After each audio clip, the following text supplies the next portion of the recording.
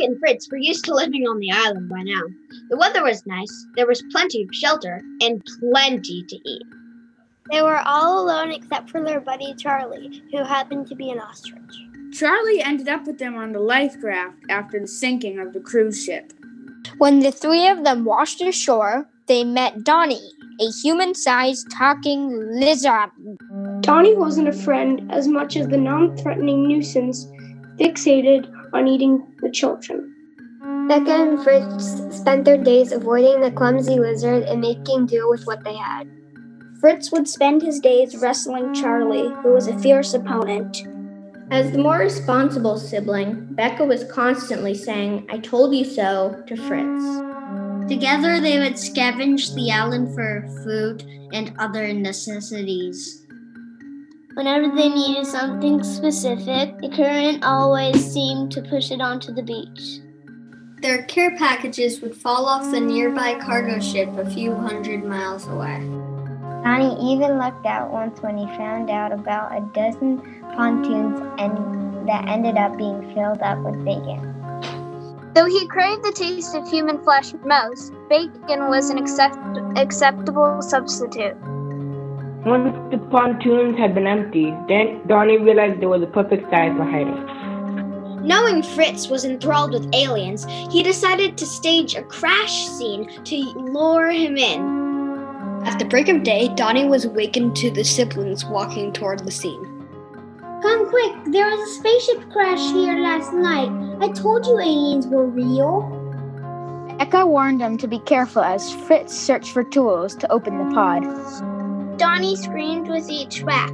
Becca, the alien is in pain. We have to work fast. Just then, they noticed a small container floating ashore. Look, a battery-powered buzzsaw. Fritz ran back to the container and began to use his new equipment to free the alien. Meanwhile, from inside, Donny was planning his attack. As soon as he would be freed, Donny would lunge at the kids and have a delicious breakfast he had been waiting for. As the buzzsaw split the tube in half, Fritz and Becca heard another loud scream. Donny's tail had been severed from his body. Becca was to free the alien by turning the tube upside down. Instead of an alien, Donny fell to the sand. Becca instantly looked at her brother and said, "I told you this wasn't a spaceship. I told you so." Before Fritz could respond, Donny charged at the kids with his mouth wide. Fritz waved the buzzsaw at Donny, but to his horror, the battery died mid-swing. At the very moment, a flock of storks went by. Witnessing the scene, one of the storks dropped a diaper in surprise. As luck would have it, the diaper landed directly on Donny's head. Enraged, Donny kicked and punched and tripped all over himself. He stumbled and bounced into the hole that Charlie the ostrich was nesting.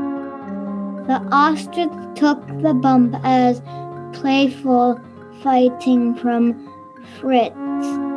But when he didn't stop, Charlie had enough, and he kicked the lizard with all his might. Just when gravity was about to do its work, a bizarre light came from the sky. Donny had frozen in midair as an enormous hovering ship was revealed from behind the clouds. Fritz and Becca watched as the door from the ship opened and Donny was pulled inside. The siblings stood in shock as they watched the spaceship and Donny disappear. Everything from the last few months went down Fritz's head, and he slowly turned to his sister and said, "I told you so."